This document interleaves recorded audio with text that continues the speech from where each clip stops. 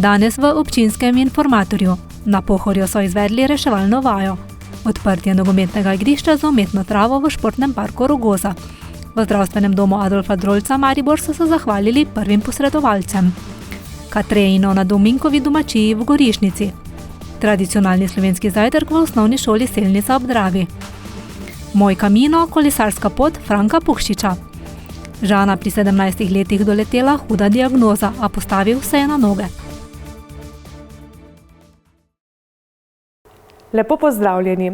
Na Mariborskem Pohorju je minuli vikend bila izvedena obvezna letna reševalna vaja na krožno-kabinski žičnici. Vaja, ki jo predpisuje zakonodaja in ki ima ključno vlogo pri ohranjanju varnosti vseh obiskovalcev priljubljenega pohorskega hribovja. Na Mariborskem Pohorju so minuli vikend izvedli obvezno letno reševalno vajo na krožni kabinski žičnici. Zakonsko predpisano usposabljanje ključno za zagotavljanje varnosti obiskovalcev. Mi preverjamo s tem usposobljenost gorskih reševalcev, potem uporabo različne opreme, ki je na žičnicah, opreme, ki jo imamo mi sami, in skušamo zadeve peljati tako, da so čim bolj varne za nas in za reševanje ljudi. Reševalci so postopke izvajali med 1. in 4. stebrom žičnice. Reševalci grejo na stebre in se spuščajo do gondol in spuščajo z vrvjo, z vrvno tehniko te ljudi, ki so gor ostali v dolino.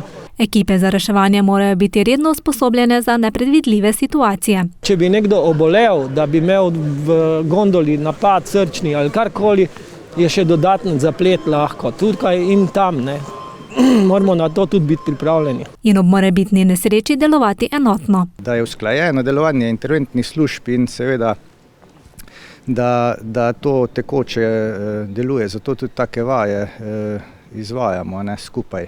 Sodelovale so različne reševalne službe. Okoli 40 gorskih reševalcev je zdaj prisotnih, pa mislim, da je 18 policistov, pa mislim, da bo nekje okrog 10 gasilcev, brigada mariborska. Žičniške naprave morajo imeti izdelano dokumentacijo za izvedbo reševanja. Vsaka žičniška naprava mora imeti namreč načrt za reševanje in v tistem mora biti vse napisano, kar je pomembno in to se mora potem tudi izvajati. Na Pohorju je že prišlo do situacije, ki je zahtevala posredovanje reševalcev. Na Mariborskem Pohorju smo imeli takšne dogodke, tudi resnega, ko se je podrl steber pred leti in smo takrat morali precej ljudi spraviti varno dol.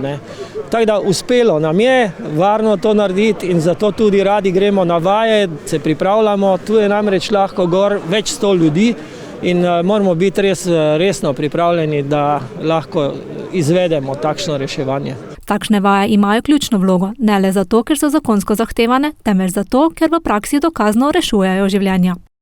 V športnem centru Rogoza so uradno in slovesno odprli nogometno igrišče z umetno travo. Uradnemu delu je nato sledila prijateljska tekma učencev osnovne šole Hoče in osnovne šole Slivnica. V športnem parku Rogoza občine Hoče Slivnica so že nestrpno čakali na zaključek del in uradno odprtje nogometnega igrišča z umetno travo, saj bodo tam lahko trenirali nogomet vse leto. Ministrstvo je sofinanciralo 500 000, maksimalni znesek, Fundacija za šport smo dodatno še prijavili v letu 2025 62 500.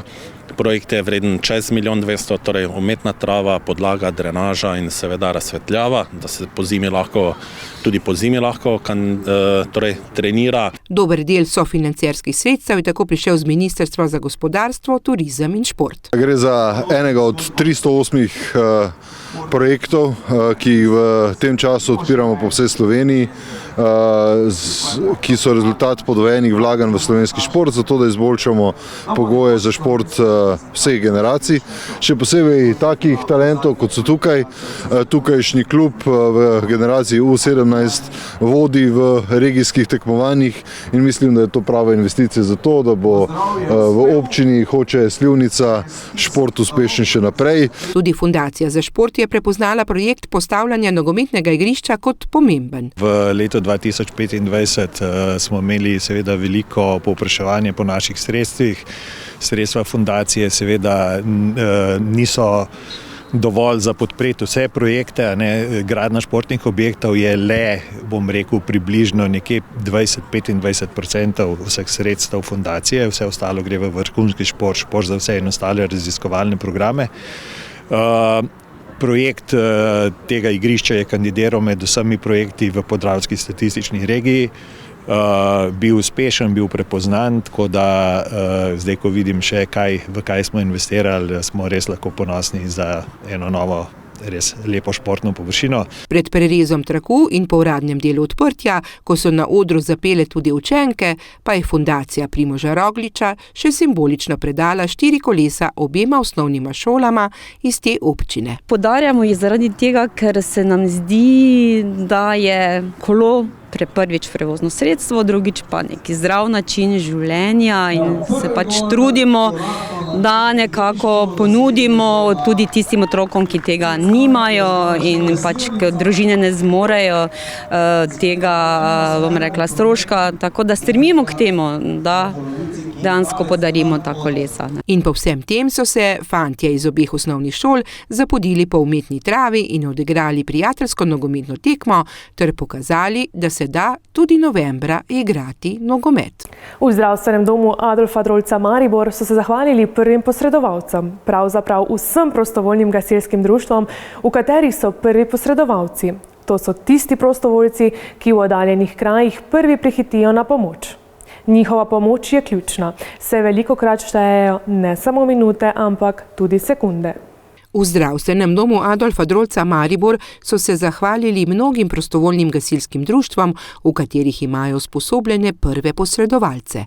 Koordinator prvih posredovalcev v mariborski regiji je izrazil globoko hvaležnost za njihovo delo. Pred 10 leti se je nekje iz neke stiske ali izziva, kako izboljšati preživetje srčnih zastojev v oddaljenih krajih od točk izvoza nujne medicinske pomoči, se je pač porodila ta ideja, da se vključi prostovoljne gasilce, ki so v teh lokalnih okoljih vse posod, poznajo teren, poznajo ljudi in je to neskončna prednost, če so hkrati ob potrditvi srčnega zastoja prek številke 112 oni aktivirani, da pomagajo. Je pa res, da ne gre samo za pomoč kot pri srčnih zastojih, veliko so nam pomoč reševalcem in zdravnikom pri prenosu pacientov, prenosu opreme, varovanju pristanka za helikopter in tako naprej. Tako je posebej izpostavil primer moškega, ki je prav zaradi hitre pomoči prvih posredovalcev preživel. Gospod Andrej iz Lorenca na Pohorju, ki je 47 let star človek, doživel srčni zastoj in ker je cela veriga sključno za prvimi posredovalci funkcionirala absolutno optimalno, gospoda Andreja danes samo manjka spomin na ta dan, vse ostalo je normalno. Marsikateri prvi posredovalec je imel primere, ki so bili žal tragični, in druge primere, ki so vsem zaradi izida narisali nasmehe na obrazu. Dojenček, ki je bilo to ob 6 zjutraj, ko smo še verjetno vsi sladko spali doma v svojih toplih posteljah, smo dobili poziv, da potrebuje našo pomoč 6 mesecev stare novorojenček oziroma dojenček. In smo takoj priskočili na pomoč. Takrat to je bila za nas po moje zelo taka stresna situacija. Rabili smo verjetno vsi vsakih svojih par minut, da smo zbrali tiste misli, pa da smo pravilno reagirali, ampak pač na srečo je bilo vse v redu z dojenčkom. Tako ko smo stopili v stanovanje, smo zaslišali ta njegov otroški jok in po moje nam vsem padel kamen skala iz srca in to je ena taka izmed zgodb, ki je nas res se dotaknila po moje vseh kot prvih posredovalcev. No. Prvi posredovalci so tisti, ki so prvi na kraju nesreče in občutki pri tem so lahko res močni. Od kraja so bili zelo presenetljivi, ampak to s časom, z intervencijami, to gre boljše in stalno boljše in jaz mislim, da vse tisto, kar obnavljamo, ta tečajami, nam to zelo pomaga in jaz mislim, da moram čestitati zdravnikom, da nam so omogočili in da znamo to narediti in da nam ni težko. Mi smo pač gasilci tisti, ki pač moramo pomagati vsem. Prostovoljnim gasilskim društvom so tokrat podelili zahvalne plakete za njihovo sodelovanje v sistemu prvih posredovalcev. To je samo ena skromna zahvala za opravljeno odlično delo. To je dokaz odlične prakse sodelovanja prostovoljstva in pa profesionalizma. In zares smo lahko srečni, da imamo dobro organizirano to na našem terenu, s tem rešimo marsikatero življenje, želimo si, da je tako tudi vnaprej, predvsem si pa želimo torej, da smo vsi v korist tistih, ki nas najbolj potrebujejo. To so naši pacienti in želimo si, da predvsem, ko rešimo življenje, da je tudi kakovost preživetja čim višja, da pridejo domov in normalno nekako zaživijo tudi vnaprej. Velikokrat so prvi posredovalci prav tisti, ki doživijo tudi izjemno žalostne trenutke, ko nekomu žal ne morejo več pomagati. Vsem nudimo psihosocialno pomoč v našem zavodu, ker naletimo seveda na mnoge žalostne trenutke in vse to tudi vpliva na naše delo, na nekako tisti čustveni odziv in zato je tudi potrebna ta psihosocialna pomoč, če seveda se kdo zaveda, pa jo zaprosi. Mi imamo vedno organizirano v zavodu, tako da vedno nudimo le to. Je pa seveda v tebi ostane tako zadovoljstvo, kot pa tudi žalost, če se na koncu vse ne izide tako, kot bi se moralo. Res je, gasilci so tisti, ki prvi priskočijo na pomoč. Tudi prvi posredovalci so tisti, ki takoj prihitijo in zaslužijo si pohvalo in zahvalo za njihovo nesebično pomoč. Na Dominkovi domačiji v Gorišnici je ponovno oživela tradicija. Letošnje Katrejino, ki je vsako leto v času pred kodom Svete Katarine, je znova združilo lokalne ponudnike, kulturne ustvarjalce ter vse, ki cenijo dediščino. Na Dominkovi domačiji v Gorišnici je potekala tradicionalna prireditev Katrejino, ki že vrsto let nudi priložnost za druženje, obujanje kulture in poklon lokalni dediščini. Ja, to pa je ljudski praznik, nekoč so vse ženske, ki smo imele god, tudi moški so jim je šlo igrati za godovno. Se je igralo za godovno in ob tisti priliki je pač vsaka ženska, ki je praznivala, povabila godce pa pevce. Hišo, pa jih je pogostila z domačo južno, kruh pa luk, pa še mogoče klobasa, pa kupica vina in to je bilo to. Katrejino ni zgolj družabni dogodek, temveč tudi izraz spoštovanja do Dominkove Kate, nekdanje prebivalke domačije. Tradicionalno Katrejino, se pravi nek dogodek ob godu Svete Katarine v spomin na zadnjo prebivalko Dominkovo Kato, te Dominkove domačije, ki je pač edina panonska hiša ohranjena v Sloveniji. S tem prireditve ohranjajo močno navezo z lokalno identiteto in spomini na preteklost. Posebno pozornost so namenili Katarinam, Katicam, Katjam. V občini jih je po podatkih organizatorjev kar 34, ki so ob tej priložnosti prejele tudi simbolični rdeči nagelj. Ja, moram povedati, da je danes prav poseben dan. V Gorišnici se praznuje Katrejini dan. To pomeni god Svete Katarine, ki pa je 25.11. Običaji se morajo ohranjati, ker zgodovina pa preteklost moramo spoštovati, ne? Rdeči nagelj sta predala župan in predsednik vaškega odbora. V preteklosti je god bil ta glavni dogodek, bolj kot rojstni dan. Vsako leto povabimo te Katice Katarine, Katje, ki imajo god v prihajajočih dneh. Z osebnim vabilom jih povabimo in jim podarimo tukaj en nagelj, razliko nageljev, ki pa ostanejo, pa nesem vse skupaj Kati na grob. Dogodek je ponudil raznolik kulturni program, osrednjo pozornost pa je pritegnil zbor ljudskih pevcev, ki je z domačimi melodijami napolnil dvorišče. Ob odličnem vzdušju so obiskovalce razvajali tudi z domačimi dobrotami in bogatim izborom ročnih izdelkov ter pridelkov društev, ki so sodelovala na prireditvi. Ste pa danes pripravili za tukaj? Danes smo pripravili meso iz tünke, začimo pa luk in pecivo, ki so jo spekle gospodije našega iz Gorišnice. Na stojnicah pa se je našlo za vsakogar nekaj, od ročnih umetnin do adventnih venčkov. Kuhinjske serviete, izvezene, čipka kvačkana, nekaj kvačkanih izdelkov, predvsem pa ročno izdelane vizitke za priložnost za novo leto. Dogodek je med drugim postal tudi stičišče generacij, kot prostor, kjer lokalni ponudniki, ustvarjalci in prebivalci skupaj obujajo tradicijo, gradijo občutek skupnosti in skrbijo za ohranjanje ljudske tradicije v kraju. Na osnovni šoli Selnica se je odvil tradicionalni slovenski zajtrk. Po njem pa so sledile številne zanimive delavnice na temo zelenjave. Pa poglejmo. Na osnovni šoli Selnica ob Dravi je potekal tradicionalni slovenski zajtrk, ki so ga letos dopolnili z raznovrstnimi delavnicami na temo zelenjave. Pri učencih smo preverili, ali vedo, katere sestavine ga sestavljajo. Med, maslo, zraven je tudi jabolka, pa za pitje mleko. Maslo pa kruh. Med pa maslo, pa temni kruh. Velik pomen dajajo na zdravo, predvsem na lokalno pridelano hrano, kar potrjujejo tudi njihovi osnovnošolci. Je med zdrav in ker ga pridelujejo čebele in je iz Slovenije. Zajtrk velja za najpomembnejši obrok dneva, zato smo povprašali učence, ali zajtrkujejo doma in kaj običajno jedo za zajtrk. Tebi zdi pomembno, da vsako jutro zajtrkujemo in ali zajtrkuješ vsako jutro tudi sam? Ja. Za zdravje. Ti vsako jutro zajtrkuješ? Kaj pa ponavadi ješ?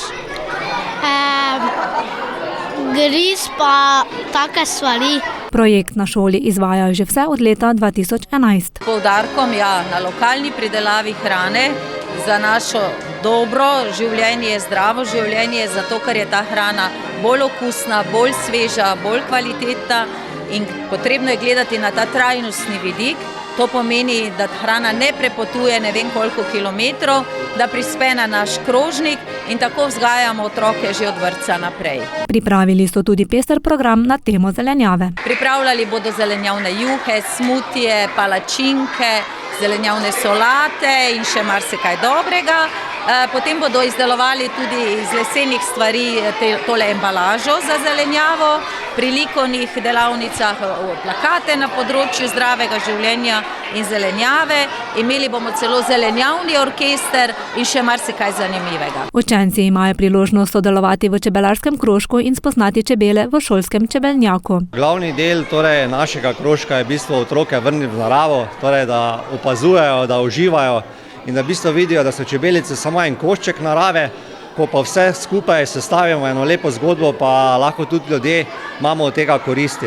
Od tega zajtrka, ki ga imamo danes, v bistvu je, bi rekel, en taki miks vsega skupaj, kaj nam je narava dala in pomemben del pa imajo čebelice. Izbirni predmet obiskuje kar 15 učencev od 6. razreda dalje. Otroci se ne samo učijo čebelarstva, učijo se uživati v naravi, spoštovati naravo in to je glavni cilj našega krožka. Šolski čebelnjak učencem omogoča praktično učenje in stik z naravo. Ko oblečejo v pravega čebelarja in grejo z mano v čebelnjak, odprejo, si pogledajo čebele v živo in je tisti draž toliko večji, zato je ta starejša skupina v bistvu me vsak teden komaj čaka, da gremo k čebelnjaku in predvsem je važno to, da je akcija. Ne govorimo, ampak v bistvu delamo in se preko dela učimo. Na osnovni šoli Selnica poudarjajo, da si želijo učence vzgajati v zdravem odnosu do hrane, narave in okolja, zato takšni dnevi niso le tradicija, temveč naložba v prihodnje generacije. V Volkmerjevem domu kulture Destrnik je bila posebna predstavitev, ki je navdušila številne sokrajane in prijatelje.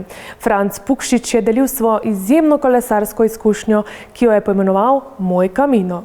Franc Pukšič je delil svojo izjemno kolesarsko izkušnjo, ki jo je poimenoval Moj Camino. Letos odkolesaril Jakobovo pot od Kobilja, torej čez Slovenijo, čez Italijo, Francijo in potem francosko Španijo do Santiago de Compostela in na koncu še do Finestere, konec zemlje. Pukšič je v 26 dneh prevozil neverjetnih 3268 km. Kolesarjenje je skupaj trajalo 146 ur, kar ni bil le telesni izziv, ampak tudi notranja preizkušnja. Na poti je bilo veliko presenečenj, veliko dogodkov, takšnih in drugačnih, ampak na koncu moram povedati, da so vsak dan, vsako večer pravzaprav se je zaključil z nasmehom, ne z žalostjo.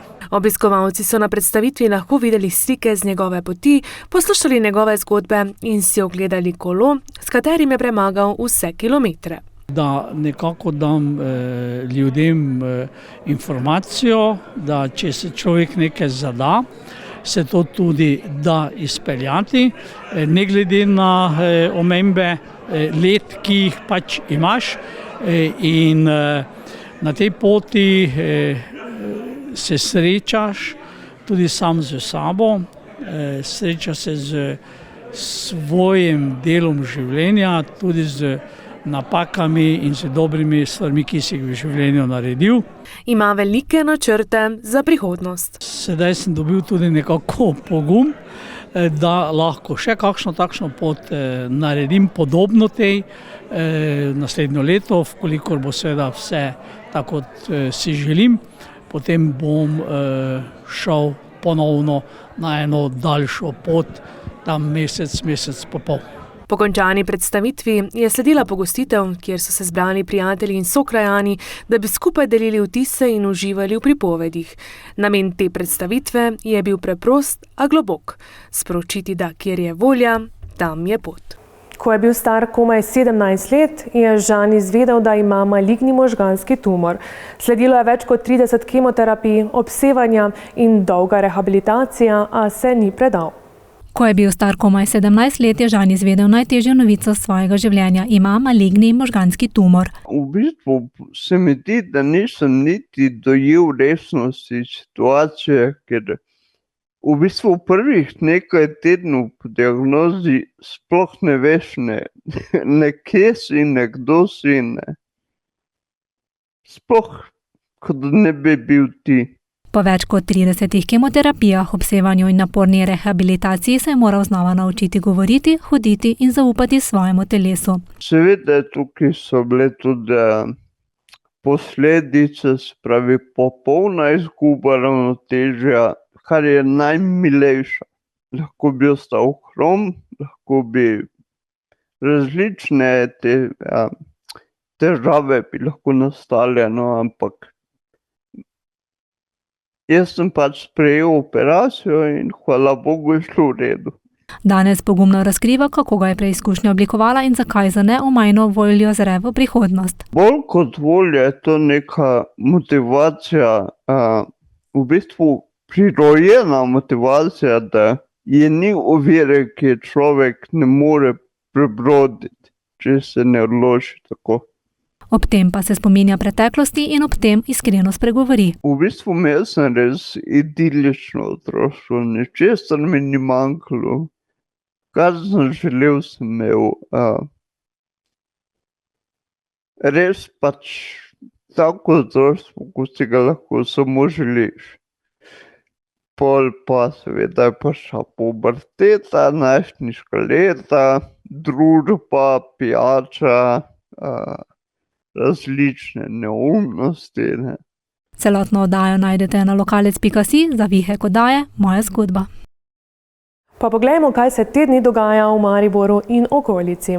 V sredo ob 17. uri božični bazar z unikatnimi izdelki učencev osnovne šole Majšperk v osnovni šoli. Prostovoljni prispevki so namenjeni šolskemu skladu.